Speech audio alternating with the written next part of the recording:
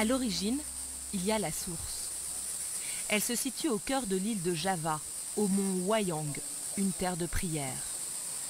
La légende veut que pour être belles, les princesses du royaume venaient s'immerger ici dans les eaux cristallines du Citarum.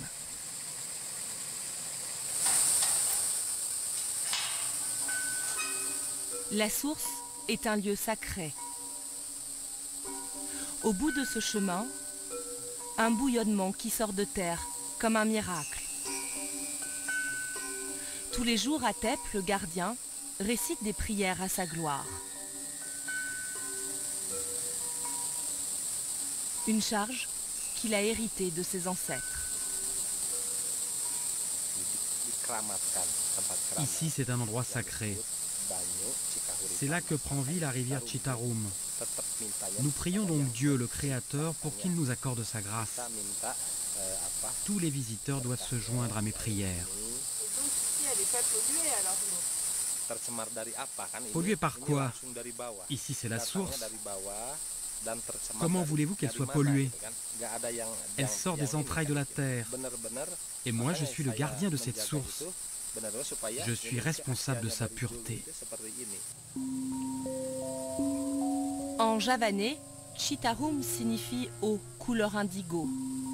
Avant, le fleuve était bleu tant il était pur.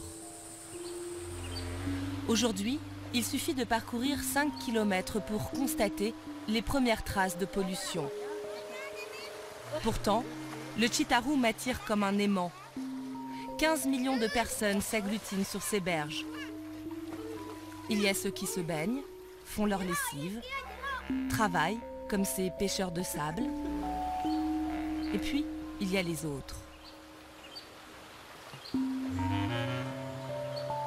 À la nuit tombée, nous arrivons dans le village de Maman, le pêcheur.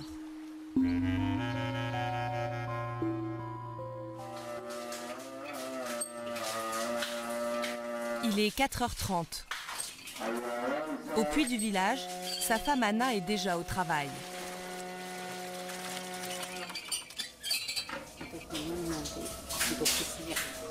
Cette eau, je l'utilise pour boire et cuire mon riz. Elle est propre. On ne peut pas tomber malade avec cette eau. On ne peut pas tomber malade. Non. En revanche, pour la vaisselle et pour se laver, je vais chercher l'eau dans un autre puits. Cette eau qui ne rend pas malade est précieuse parce qu'elle est rare. Le puits se vide à l'arrivée de la saison sèche. Pour la vaisselle, la lessive, Anna doit se rendre à l'autre bout du village, dans la maison de sa belle-sœur. Dans ce puits, l'eau empoisonnée du Citarum s'infiltre. Parfois ici, l'eau sent très mauvais. Quand il pleut, l'odeur est très forte. Ça pue. Dans ce cas, on ne peut même pas l'utiliser pour faire la cuisine, même si on la fait bouillir. Ça arrive surtout pendant la saison des pluies. Anna doit remplir une vingtaine de seaux pour elle et sa famille. La corvée d'eau l'occupe 4 heures par jour. Désolée, mais là je vais me laver et après je dois faire ma prière.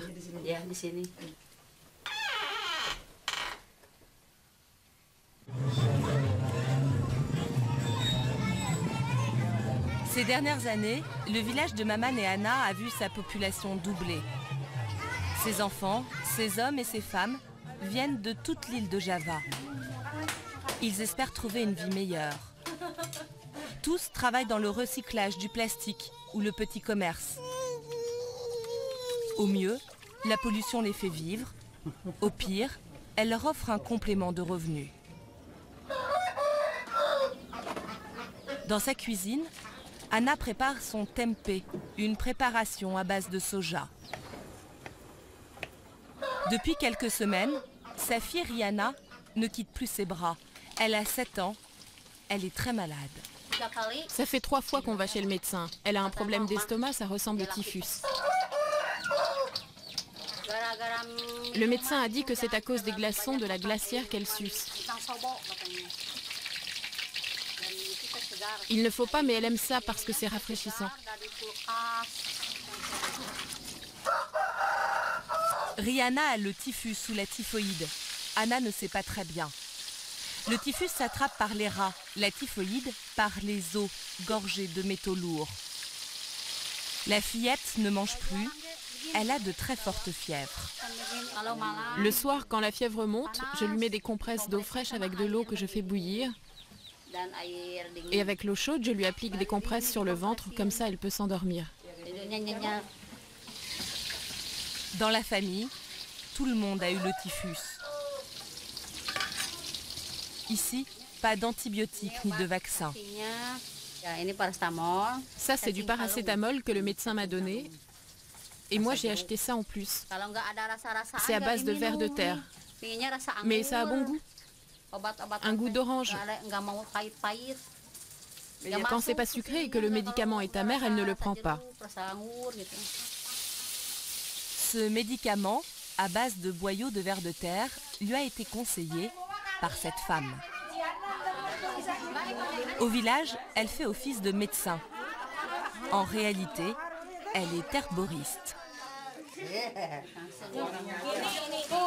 Ta fille est malade? Ouais. Tu me donnes celui qui a le goût de raisin? Il faut que tu achètes la préparation à base de vers de terre. Elle en veut pas.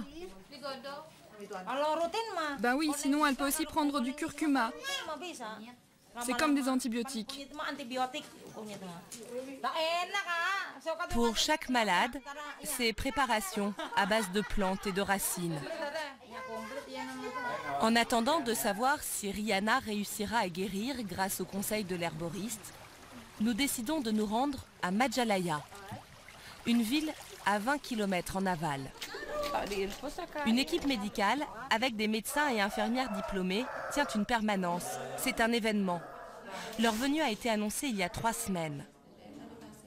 Dans cette petite salle des fêtes, les consultations sont sommaires. Sur la table, quelques médicaments, surtout du paracétamol et des vitamines. Les symptômes observés sont toujours les mêmes, des démangeaisons, de la fièvre et des diarrhées. C'est le cas de cet enfant malade depuis plusieurs jours. Vous êtes inquiète? Oui, il vomit. J'ai peur qu'il se déshydrate.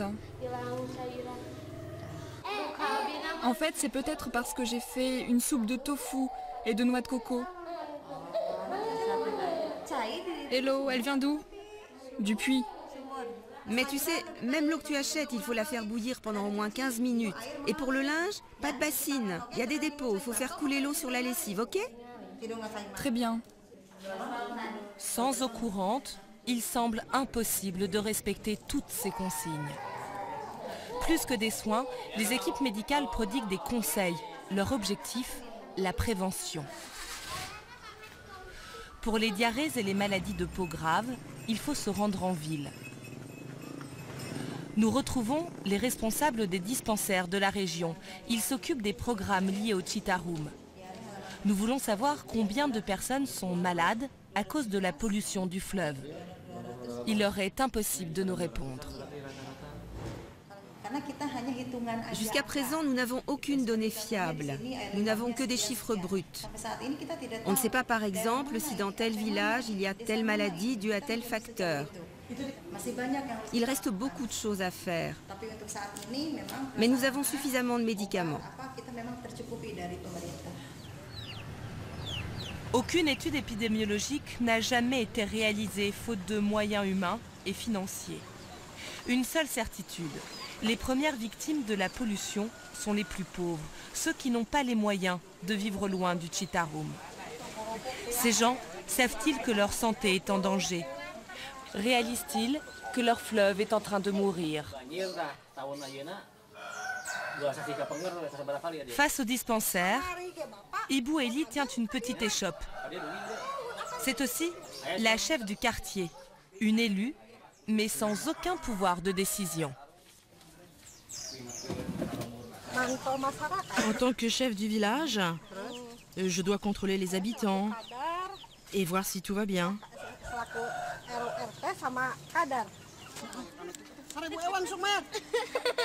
Alors que nous suivons Ibu Eli sur les berges dans le village, une femme va faire ce qu'elle fait tous les jours. Jeter ses ordures dans le fleuve. Avant, il y avait beaucoup de poubelles ici, mais la rivière a tout emporté. Il y avait aussi du sable, et en mettant nos ordures ici, ça empêche l'eau de monter pour les inondations. Regarde là par exemple, j'ai mis mon matelas, et ça reste, l'eau ne l'emporte pas. Les habitants croient que les ordures empêchent les inondations, mais c'est pas vrai. Normalement, ils devraient brûler leurs déchets. Rares sont ceux qui les brûlent. Sans ramassage d'ordures, le Citarum s'est transformé en une décharge pour les 15 millions de personnes qui vivent aux abords. Devant nous, Ibu Eli n'essaiera pas de convaincre cette femme qu'elle se trompe. Comme tant d'autres, elle est convaincue que seul un mur de poubelle peut empêcher l'eau d'arriver jusque chez elle. Vous voyez l'eau, elle peut monter jusque-là. Jusque-là, oui. Quand le Citarum déborde, il charrie avec lui toutes ces ordures dont il faut ensuite se débarrasser ou qu'il faut recycler. Comme dans le village de Maman, les habitants ne s'en plaignent pas, bien au contraire. Ça, c'est pour manger. Ça fait partie des avantages des poubelles du Citarum. Quand on les ramasse, ça nous permet de manger. On gagne 25 centimes d'euros par kilo. Ça vaut le coup. Mais vous pêchez pas? Mais non, ça n'existe plus. Il n'y a plus de poissons maintenant. Il y a trop de poubelles. Et puis il y a aussi les usines.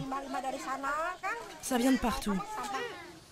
L'une des raisons de la disparition des poissons serait la présence de ces usines qui entourent le village. Majalaya est le berceau de l'industrie textile en Indonésie. Lui, il travaille dans le textile. Lui aussi. Là aussi, cette maison aussi. Sur les 321 familles qui habitent le quartier, seules quelques-unes ne travaillent pas dans les usines. Ces ouvriers gagnent 80 € par mois et le travail ne manque pas, pour l'instant. Une industrie textile qui nourrit mais qui peut-être empoisonne aussi. Il suffit de regarder le fleuve en fin d'après-midi. Vous voyez, ça ce sont les rejets de l'usine. Vous voyez tout ce qui est blanc là? Ça part là-bas. Ces détergents et cette couleur rouge due à la teinture utilisée aujourd'hui par l'usine. Le Citarum est aussi surnommé l'eau aux 1000 couleurs. Comme vous travaillez là-bas, c'est aussi un peu vous qui polluez? Oui, c'est vrai. Mais on est obligé de travailler. Sinon, on vit de quoi?